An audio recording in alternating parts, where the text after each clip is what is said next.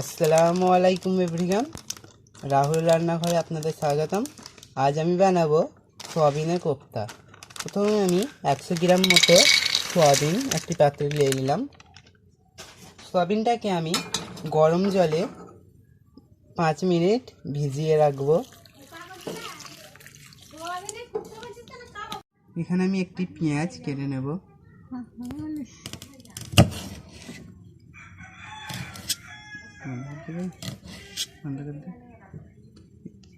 এখানে আমি পেঁয়াজগুলোকে টুকরো টুকরো করে নেব।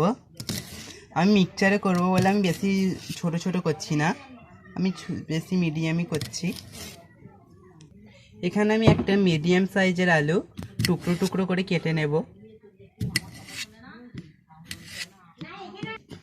এইগুলো পেঁয়াজগুলো ধুয়ে নেব, আলু পেঁয়াজগুলো।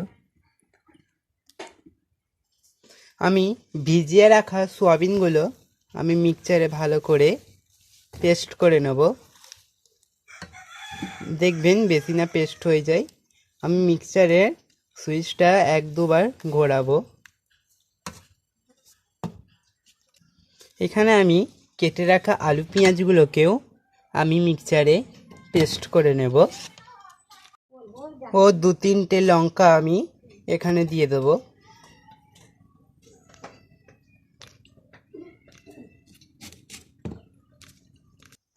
আমি যে সয়াবিনটা পেস্ট করে রেখেছিলাম ওতে আমি পেস্ট করা আলু পেঁয়াজ ও লঙ্কা বাটাটা আমি এতে অ্যাড করে দেব। এখানে আমি অল্প সর্ষের তেল অ্যাড করব, যেন মাখাটা হাতে ধরে না যায়, লেগে না যায়। তারপরে এখানে আমি 3 চামচ বেসন অ্যাড করব। আপনারা পরিমাণ মতো দিতে পারেন, কারণ কেমন লাগবে তো আমি জানি না। আমি 3 চামচ দিবার পর আমি ভালো করে হাত দিয়ে মেখে নেব। ভালো করে মেখে নেবেন।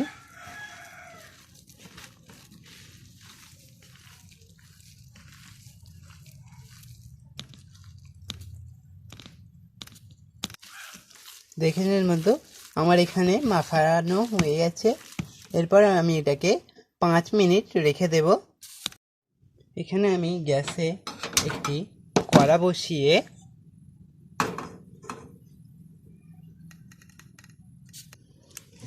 পরিমাণ মতো তেল দিয়ে আমি তেলটাকে গরম করতে বসালাম।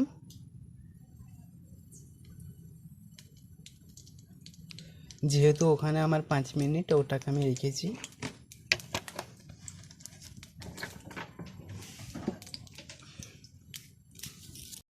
এখানে আমি গ্যাসে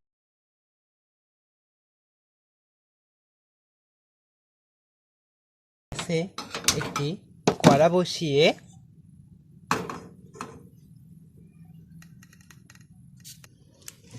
পরিমাণ মতো তেল দিয়ে আমি তেলটাকে গরম করতে বসালাম।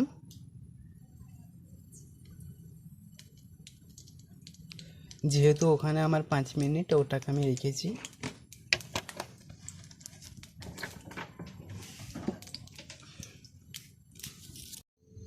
দেখতেই পাচ্ছেন খুব সুন্দর কালার এসে গেছে।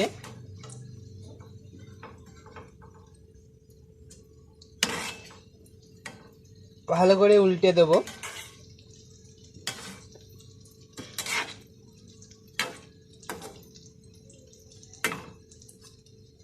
গ্যাসের ফ্লেমটা কিন্তু মিডিয়ামই রাখবেন।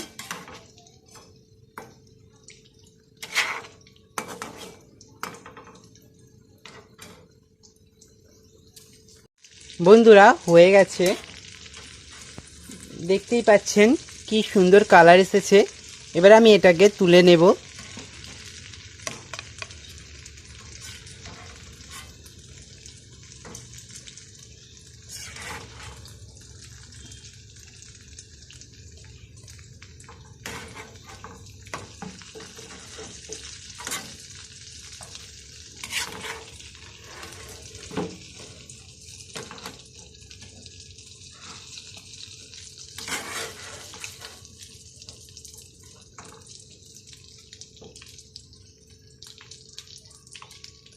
তো বন্ধুরা, আমাদের গরম গরম সয়াবিনের কোপ্তা হয়ে গেছে। দেখতেই পাচ্ছেন কালারটা এত সুন্দর এসেছে। আমাদের সয়াবিনের কোপ্তা হয়ে গেছে। এটা আপনারা ভাত দিয়ে ও সন্ধেবেলার চা দিয়েও খেতে পারেন। আসসালামু আলাইকুম। সকলে ভালো থাকবেন ও রাহুল রান্নাঘরে সাবস্ক্রাইব করে দেবেন, বেল আইকনটা টিপে দেবেন।